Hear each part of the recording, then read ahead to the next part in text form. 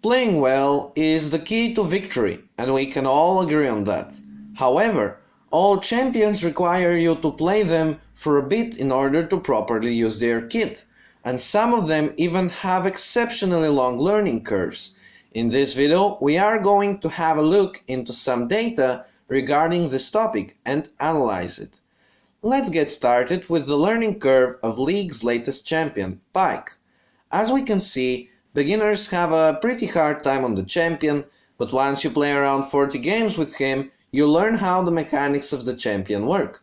If we take a closer look at Pyke's kit, two of his abilities are clearly skill shots, which are not that easy to land, but the E and W are relatively easy to use. Yet, the champion has quite a considerable learning curve. This shows us how important learning such a champion is before playing them in ranked.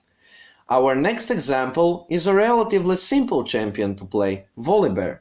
In his case, the win rate difference between beginners and people with 30 games on the champion is less than 2%.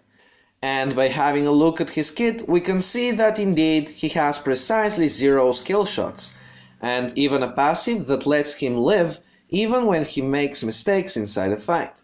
In Volibear's case, first picking in ranked is actually nowhere near as bad of an idea. If your team needs initiation tank bruiser hybrid, and you have not learned any champion that can do that, you might as well just pick Volibear and check what to max and how to play him in the few minutes of loading screen time. To be clear, I am not saying that you should do it. Your teammates probably will not be impressed by your decision if you decide to, but what I am saying is that it is just much safer to pick Volibear in such a situation rather than, let's say, Ornn. Speaking of Ornn, in his case the learning curve is not just 20 or 30 games, it is well above 50 games, probably up to 100. There is more data on the topic, but those are the three main champion types when it comes to learning curves. This is why picking your champion depends on many factors. If you play a lot, maybe you can invest the time into learning the hardest champions. Or if you play 1 or 2 games per day, maybe play something easier, like Garen. In the end though, one factor does excel as the primary and most important: fun. League of Legends is after all a video game, and if you play it, you should have fun doing that. So play the champions you enjoy the most. Congratulations! You made it to the end of the first part of this video. Welcome to the second part. Here we are going to take a look at some other samples. One of them is Darius.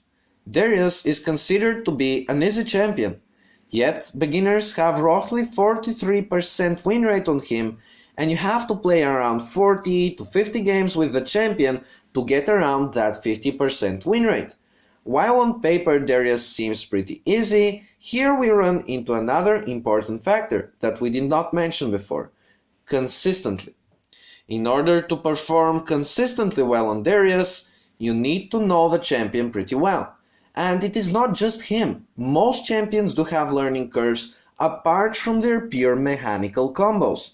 Lane training, zoning, farming, all of these are champion-specific interactions.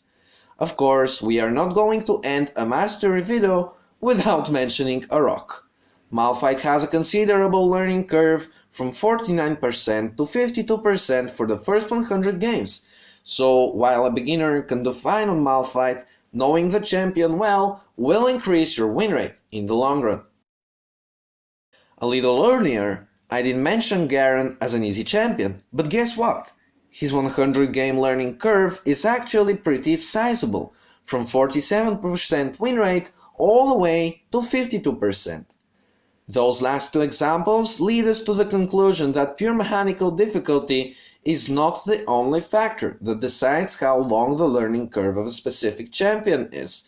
Champion-specific laning playstyle, trading, zoning, farming, roaming, surviving ganks, you improve all of these the more you play a certain champion, because every champion handles these situations in a different way. On Zed, maybe you can escape ganks with your W. On Lux, for example, you will have to stop the jungler with a Q instead. Or if you're playing some immobile carry, you'll just attempt to run, or maybe you're playing a bruiser who can turn around a gank in a 1v2. All of these things stacked together with pure mechanical difficulty of a champion form their learning curves. Thanks for watching. If you would like to see more videos like this, make sure to subscribe and enable notifications with the bell icon, and bye bye.